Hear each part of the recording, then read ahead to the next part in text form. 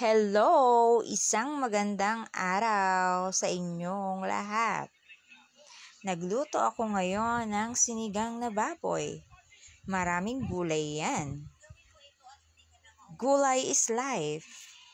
Dahil yan ay pampahaba ng buhay. Simulan natin, lagyan natin ng sibuyas at kamatis. Pakukuluan natin yan. Kaya naman, pagkatapos natin lagyan ng kamatis, takpan muna natin. Antayin natin kumulo. Pag kumulo na yan, ayan, nagkaroon na ng kulay ang ating sinigang. Dahil sa kamatis na ating nilagay, mas makulay kapag maraming kamatis. Ayan, halo-haloin muna natin. Nilagyan ko na rin yan ng pampaasim para mas masarap, mas maasim, mas kikiligin ang kakain. Yan, lagyan natin ng pampalasa. Ayan, nakita nyo naman, di ba? Kumukulo. At yan, naglagay na rin ako ng talong.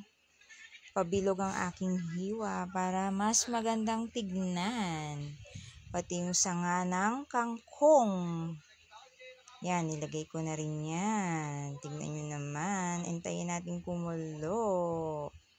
Nilagay ko na rin yung talbos ng kangkong. Dahil gusto ko sa sinigang, maraming gulay. Dahil gulay at sabaw lang ay ulam na. Mas malasa yan kapag mas matagal mong iniluto at mas masarap kapag malambot na ang karne. Yan, masustansyang ulam. May talong, may kangkong, may kamatis. Ayan naman, nilagay ko na rin ang okra. Dahil yan ay paborito ng aking bunso. Ang okra. Nilagay ko na rin ang siling berde. Yan. Halu-haluin lang muna natin para mas magpantay ang lasa. Yan. Luto na siya.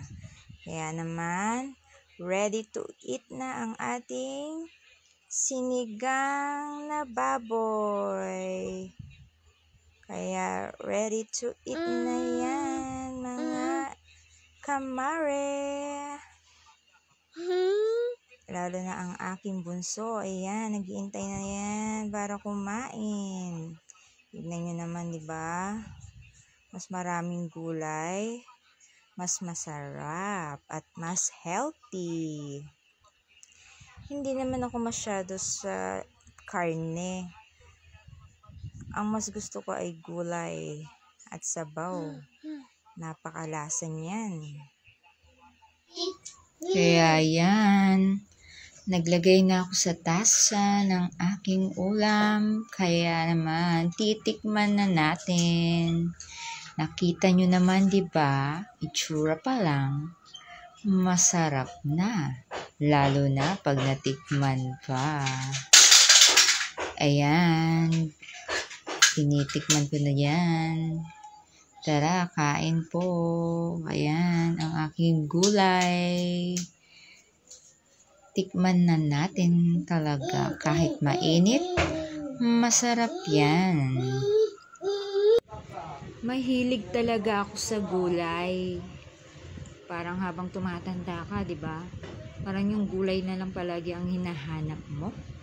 Tapos lalo na pagkatapos mong kumain, kakain ka ng panghimagas, ng mga saging. Kaya lakaw, lalo kang tataba. Kaya naman, yan, tignan naman, ang sarap ng kain ko dyan. Talagang mapapayami ka. Ayan, meron pang patis na maanghang. Nilagyan ko pa ng sili para mas lalong may thrill, 'di ba? Kaya hanggang dito na lang, guys. guys. Thank you for watching.